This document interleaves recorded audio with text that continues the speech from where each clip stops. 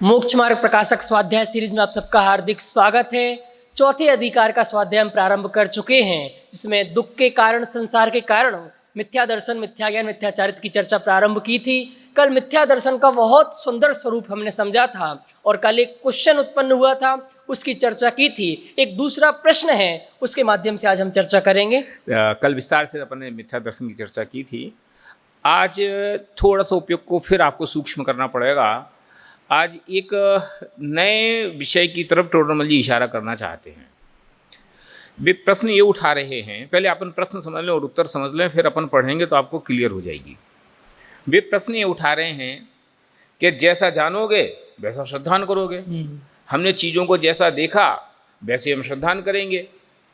तो चीज़ों के जानने या न जानने में ज्ञानावरण का उदय या क्षयोपशम निमित्त है। जैसा ज्ञानावरण का क्षयोपशम होगा वैसा चीज़ें जानी जाएंगी, जैसा ज्ञानावरण का उदय होगा वैसी चीज़ें नहीं जानी जाएंगी। तो जो श्रद्धान है उस श्रद्धान को ज्ञानावरण के उदय के अनुसार कहो, ये शिष्य का प्रश्न है। टोडरमल जी इसमें ये बात कहना चाहते हैं कि चीज़ों का जानना और श्रद्धान करना दो अलग अलग बातें हैं।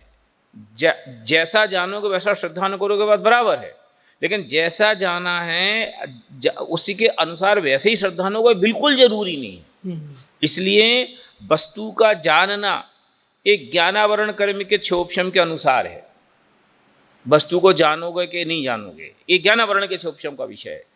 फिर उस वस्तु को सही जानोगे या गलत, यहाँ जानने शब्द का अर्थ अब मानना समझना। पहले जानने में तो जानना ज्ञान की अपेक्षा से कथन है, और दूसरी बार जो मैंने जानना कहा वो वो श्रद्धान की अपेक्षा से कथन है कि जैसी चीज है, जैसी देख ली चीज, ऐसा समझ लो कि चीजों को देखना, यानी देखना कहती क्या होता है कि चक्षु इंद्रिय पकड़ में आती है, जबकि ज्ञान तो पांचों इंद्रिय और एक मन से होता है।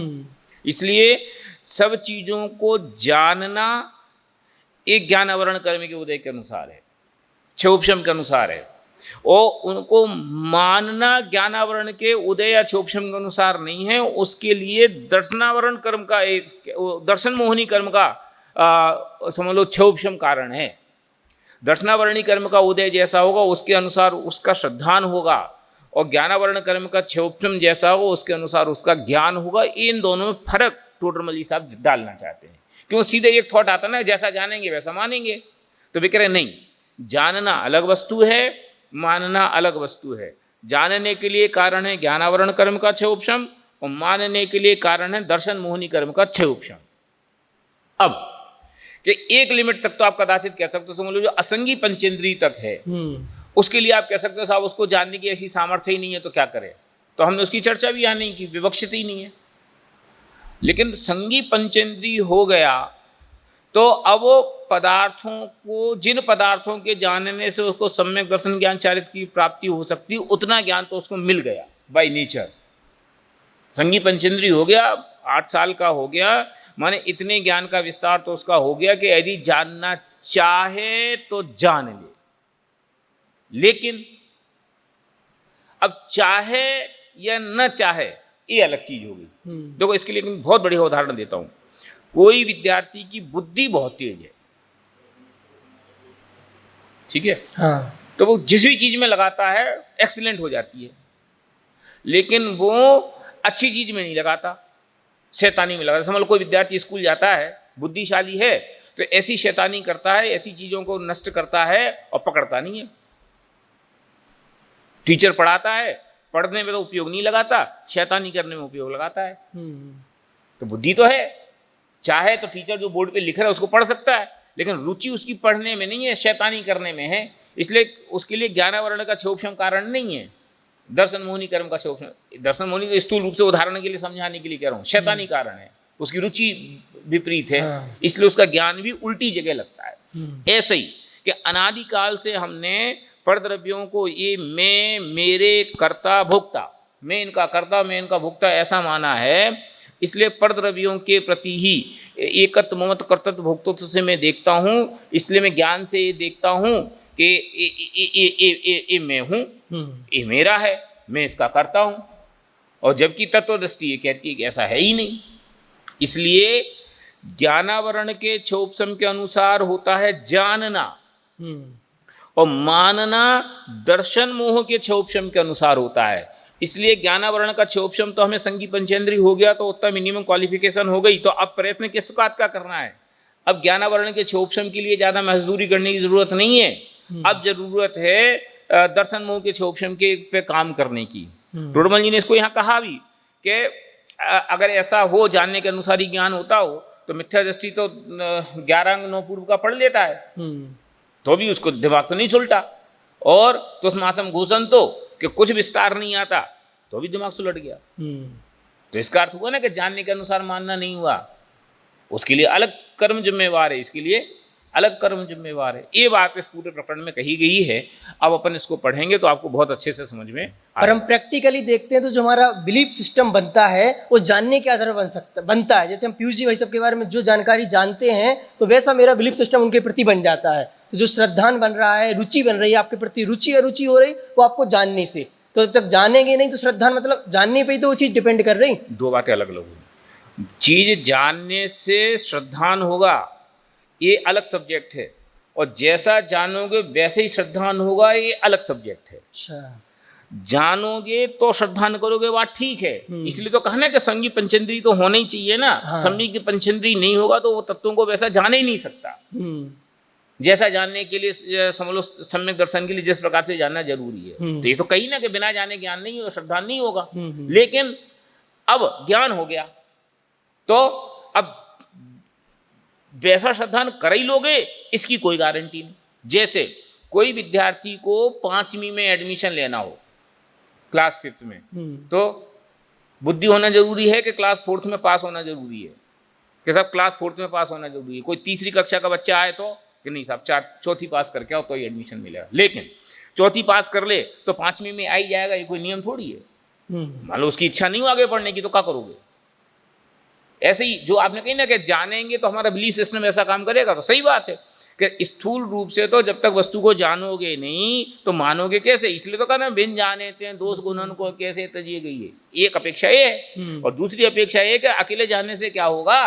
वस्तु तो जान ली, लेकिन अकेले क्षोभसम ज्ञान से वस्तु को जान लेने से काम नहीं होगा। उसका श्रद्धात्मक रूप से सही श्रद्धान करे बिना काम नहीं होता। क्यों? अगर जानने से काम होता हो तो फिर 11 अंग पढ़ लिए तो काम हो जाना चाहिए। कि फिर कहाँ गड़बड़ रहेगी? कि उसके श्रद्धान में गड़बड़ रहेगी। तो फिर ज्ञान तो इतना निर्मल हो गया। 11 अंग तक पढ़ लेना कोई छोटी बात है।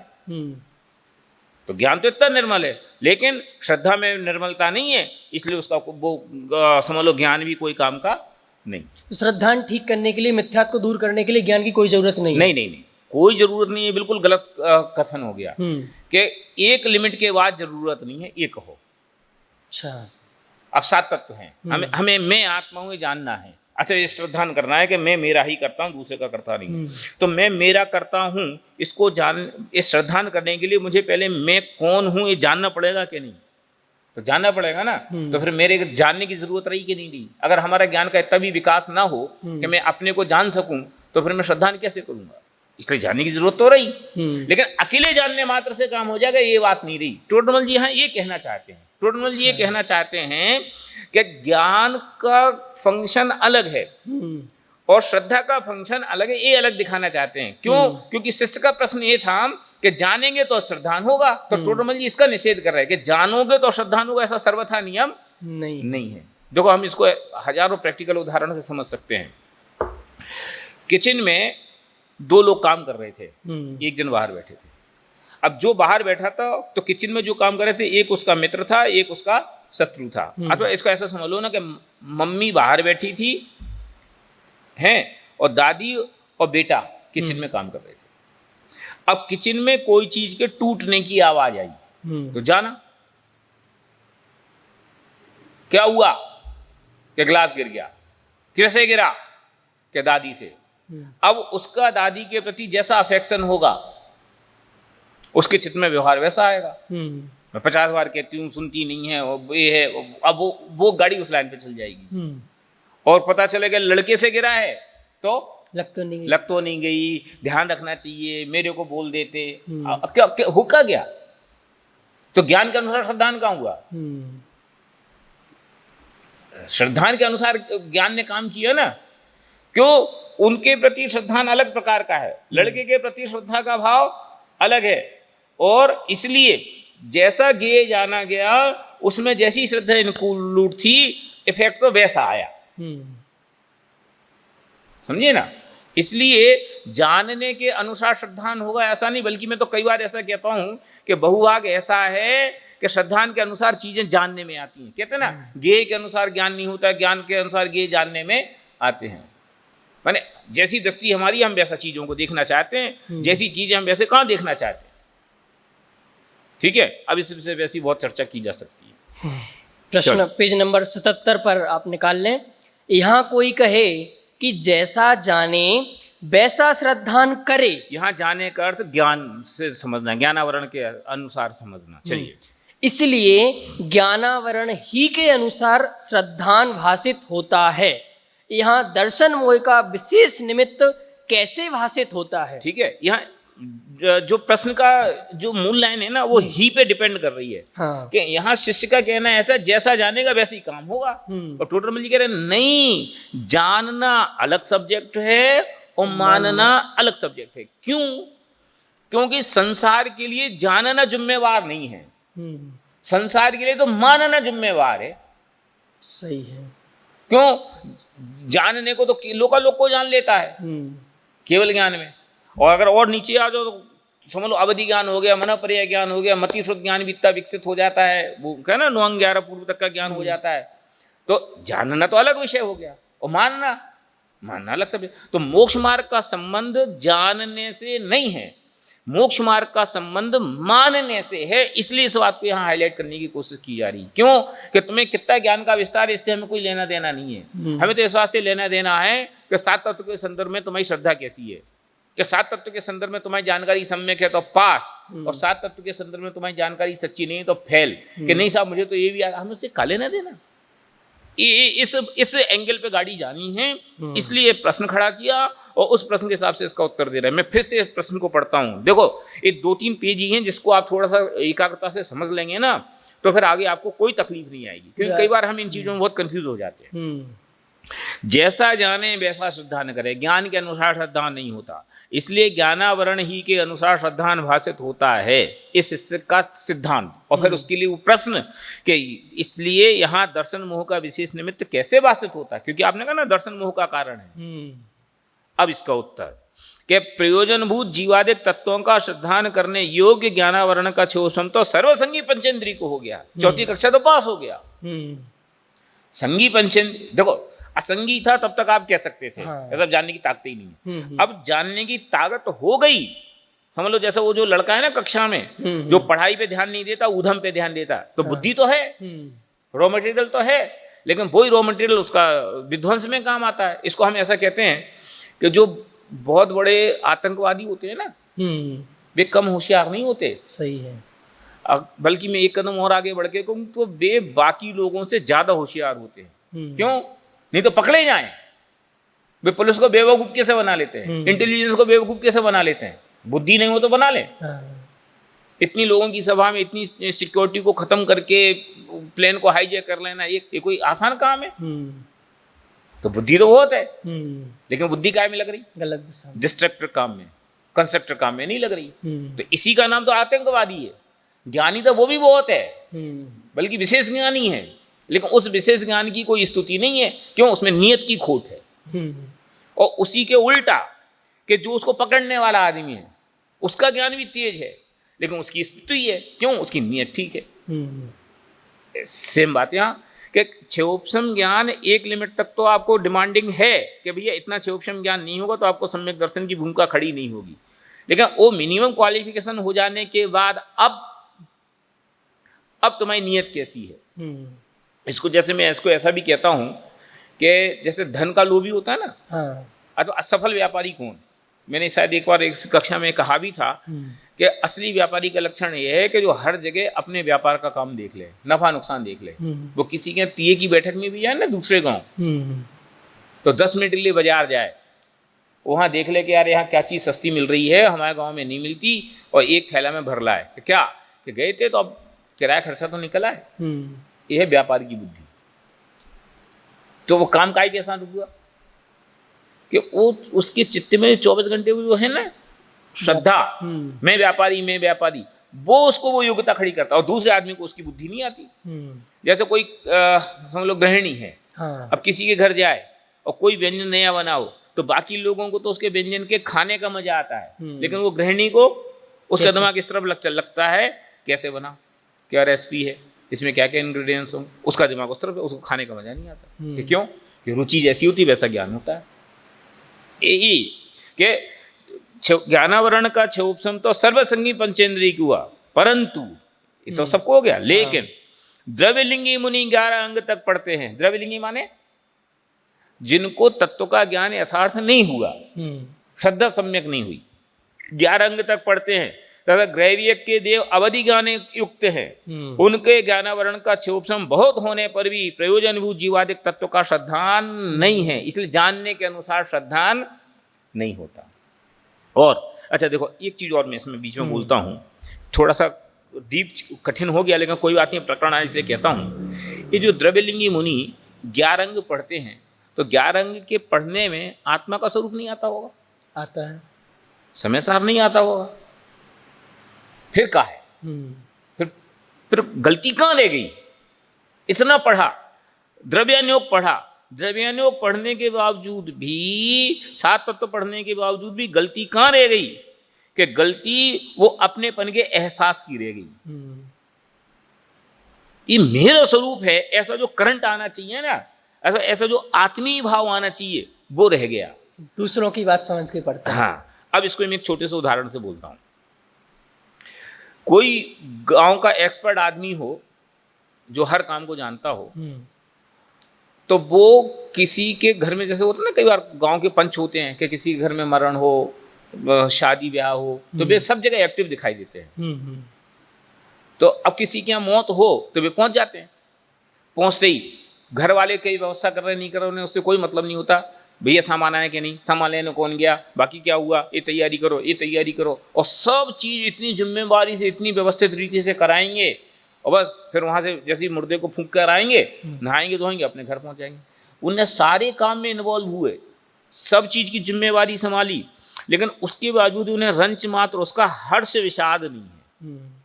और घर का आदमी जिसने वो व्यवस्था रंच मात्र नहीं संभाली, उसको उसका बहुत हर्ष विषाद है।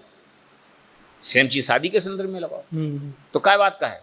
ज्ञान तो पूरा किया, व्यवस्था तो पूरी बनाई, ज्ञान पूरा करने के बाद, व्यवस्था पूरी बनाने के बाद भी सुख दुख का अनुभूति क्यों नहीं है? कि सुख दुख की अनुभूति इसलिए नहीं है कि उसमें ये मेरा काम है ऐसा विचार नहीं है। मेरा काम मतलब मेरा काम है, क्यों? मैं पंच हूं, मैं नहीं करूंगा तो अपनेपन की जैसी अनुभूति वो बेटे को है बाप के जाने की, वैसी अनुभूति उसको नहीं है, इसलिए उसको वो दुख नहीं है, जिम्मेवारी पूरी है। अपनी दुकान बंद करके भी आता है, नुकसान करके भी आता है, क्यों? मैं पंच हूं, मैं सब काम देखता हूं, मैं नहीं जाऊंगा तो काम बिगड़ जाएगा, खड़ा रहता है, भूखा प्यासा भी खड़ा रहे। तो ज्ञान के अनुसार श्रद्धान कहाँ हुआ? क्यों? वहां श्रद्धान जैसा है उसके हिसाब से ज्ञान व्यवहार कर रहा है, और यहां जैसा श्रद्धान है उसके हिसाब से उसका ज्ञान व्यवहार कर रहा है। तो ऐसे ही द्वादशांग का पाठी, 11 अंग का पाठी मुनिराज, द्रव्यलिंगी मुनिराज, आप देख करके कोई उनकी क्रिया में खोट नहीं निकाल सकते। तो अब उनके वो पढ़ने में कहाँ चूक हो गई कि उन्होंने क्षोभम ज्ञान रूप से तो पढ़ा, लेकिन वो अपनेपन की अनुभूति रूप से नहीं पढ़ा। बस ये इतनी गलती रह गई। इसको मैं ऐसा कहता हूं कि कोई 12 भावना अपन बोलो और वही 12 भावना ये मोबाइल बोले, दोनों में क्या अंतर है? बोलने में तो मोबाइल में ज्यादा अच्छी बोलती है, समझे?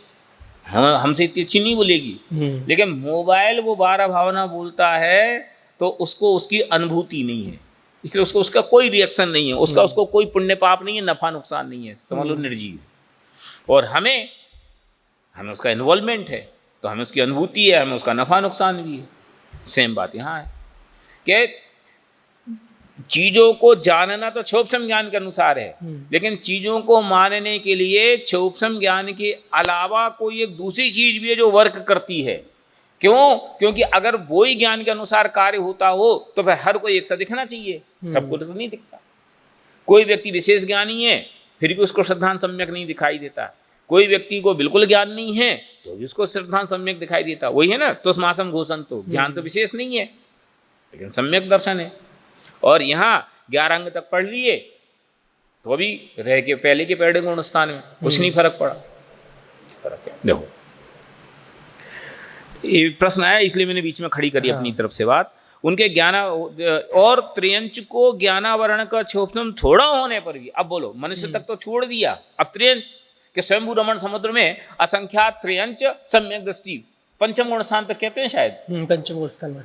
तो बोलो, अब बोलो उनमें क्या है, पंचम गुण स्थान की क्या एक्टिविटी दिखती है? सिवाय उनके अंतरंग शुद्धता के अलावा व्यवहार में तो आप पंचम गुण स्थान का क्या व्यवहार देखोगे? छान के पानी कहां से पिएंगे? अभी उनकी भूमिका में जो छन जैसा छन सकता हुआ वैसी क्षमता है, और उसको एक्सेप्ट किया शास्त्रों में। अब बोलो आप तो कि अब ज्ञान की जरूरत रही कि श्रद्धा की जरूरत रही? तो ज्ञान के व्यवहार का क्या सवाल रहा? उस मत्स्य से पूछो कि तुम्हारा नाम क्या है, उसको नाम पता है, वो नाम बताएगा, तो बोली समझता है। फिर भी सम्यक दृष्टि है, सम्यक दृष्टि नहीं, 5वें गुण स्थान वर्ती है। अब बोलो आप, और इधर कि इतना बढ़िया समय सार का पाठ करे कि लोगों को समय सार अनुभूति हो जाए, और फिर भी जीरो के जीरो। जैसे वो एक पंडित जी की कथा आती ना कि साहब प्रवचन करने गए और बैगन बहुत बुरा है, और ऐसा वर्णन किया कि पूरी सभा ने बैगन छोड़ दिए। और पंडित जी की पत्नी भी सभा में आई थी, पत्नी को भी बड़ा वैराग गया कि यार नहीं, यार बैगन अच्छी बात नहीं है। उसने बैगन ही बनाया था, घर पहुंच के उसने बैगन नाली में फेंक दिया। पंडित जी पहुंचे कि क्या है, रुको अब खाना बना रही हूँ। कि क्यों, क्या हुआ? कि मैंने बैगन बनाया था और तुमने तो बैगन को खराब बता दिया, तो मैंने फेंक दिया। अरे मूर्ख, सुनी ना सबने? फिर क्या है ऐसा कि ज्ञान तो है, श्रद्धा नहीं है, और उधर ज्ञान नहीं है लेकिन श्रद्धान है। इसलिए ज्ञान के अनुसार श्रद्धान हो ये नियम नहीं। ये हजारों उदाहरण हम अपनी दैनिक लाइफ में ऐसे समझ सकते हैं। देखो इसलिए जाना जाता है, माने टोडरमल जी ने वो इतर खड़ा किया ना कि दुनिया में ज्ञान के अनुसार श्रद्धा नहीं देखा जाता, इसलिए जाना जाता है कि ज्ञानावरण के ही अनुसार श्रद्धान नहीं होता। कोई अन्य कर्म है और उसका नाम दर्शन मोह है, उसके उदय से जीव को मिथ्या दर्शन होता है, तब प्रयोजनभूत जीवादिक तत्वों का अन्यथा श्रद्धान करता है। माने इस बात से फलित क्या हुआ, इस पूरे प्रकरण का निष्कर्ष क्या हुआ? कि इस पूरे प्रकरण का निष्कर्ष ये हुआ कि ज्ञान के बहुत विस्तार की जरूरत नहीं है। हो तो मनाही नहीं है, लेकिन होने की डिमांड भी नहीं है। तो फिर काय की जरूरत है? उसकी डेप्थ की जरूरत है, उसमें अपनेपन की अनुभूति की जरूरत है। समय साहब की 415 गाथा याद हो तो बहुत बढ़िया, लेकिन 415 गाथा याद हो और उसका मतलब ही नहीं समझ में आया तो क्या मतलब है? एक गाथा याद हो लेकिन उसके मतलब के साथ हो तो सार्थक है। अहम को खलु शुद्धो, तो अहम को खलु शुद्धो समझ में आना चाहिए, भाव से, शब्दों से नहीं। और भाव शब्द के लिए तो अपन हजारों उदाहरण कितनी बार दे चुके हैं, इसलिए वो प्रश्न नहीं है। तो माने इस प्रकरण का फलितार्थ ये है कि हम ज्ञान के विस्तार की ओर ज्यादा उपयोग न लगाएं। उपयोग काय पे लगाएं? श्रद्धा पे। लेकिन अब कि वो श्रद्धा का निर्मलीकरण भी वो होगा लेकिन ज्ञान के रास्ते से। मजेदार बात है। अच्छा, मैं कहता हूँ मुझे श्रद्धा को निर्मल करना है, अथवा ज्ञान का गहराई लेनी है, तो उसके लिए करूं क्या मैं? तत्व ज्ञान। तो आखिरकार ज्ञान के रास्ते आई ना गाड़ी, तो निरंतर इसको पढ़ते रहो, इसको घोलन करते रहो। टोडरमल जी ने भी क्या कहा कि मोक्ष प्राप्ति के लिए पुरुषार्थ क्या है? कि तत्व निर्णय को पुरुषार्थ नहीं कहा। तत्व निर्णय तो एक बार हो गया, काम खत्म हो गया। अब कि अब तो तत्व विचार करो। तत्व विचार करो माने, तत्व विचार माने निरंतर इसको पढ़ो, पढ़ाओ, इनके घोलन में लगे रहो, और इसी घोलन से वो रास्ता निकलेगा जिस रास्ते से वो करण लब्धि के परिणाम खड़े होते। क्यों? करण लब्धि में कर लूं ऐसे परिणाम से करण लब्धि नहीं होगी, लेकिन इसमें लगे रहोगे तो करण लब्धि हो जाएगी। अब जैसे मैं कह रहा हूँ इसमें लगे रहो तो करण लब्धि हो जाएगी, तो कुछ लोगों को तकलीफ होगी कि लो ये तो कह रहे कि पढ़ने के काल में भी करण लब्धि हो जाएगी, ध्यान के काल में होगी कि पढ़ने के काल में होगी। मैं अभी उस विस्तार में उस झगड़े में नहीं जाना चाहता हूँ, यद्यपि उसकी चर्चा कर सकता हूँ, लेकिन उसका प्रयोजन है विवक्षित नहीं है। कहने का मतलब ये है कि तत्व विचार माने सम्यक दर्शन के लिए अगर कोई पुरुषार्थ की चर्चा आगम में की गई है या करने धरने की भाषा में कोई बात अगर कही गई है तो बात केवल तत्व विचार की है। विचार माने उसकी डेप्थ, उसका विस्तार नहीं। इतने भी पढ़ लो, ये भी पढ़ लो, ये भी पढ़ लो, तो मैं पढ़ने का निषेध नहीं कर रहा हूं, लेकिन मैं कह रहा हूं कि उसके पढ़ने का प्रयोजन परक अनुभूति चाहिए। प्रैक्टिकल लाइफ में वो चीज आनी चाहिए, अनुभूति चाहिए, उसकी प्रयोजन परक अनुभूति चाहिए, तो काम होता है। इसको ऐसा भी कहो कि कोई को समझ लो वो टेक्निकल ज्ञान खूब हो, उदाहरण के लिए मैं समझ में कहता हूं कि कोई व्यक्ति कंप्यूटर सीखे कक्षा में, तो टीचर उसको डायग्राम बना के समझाए कि ये सीपीयू है, ये स्क्रीन है, ये माउस है, ये कीबोर्ड है, फिर ये बटन दबाओ तो ऐसा होता है, वो सब डिस्प्ले डायग्राम पे समझाए। और एक आदमी सामने कंप्यूटर रखा हो तो उसको लड़ झगड़ के उससे सीख जाता है।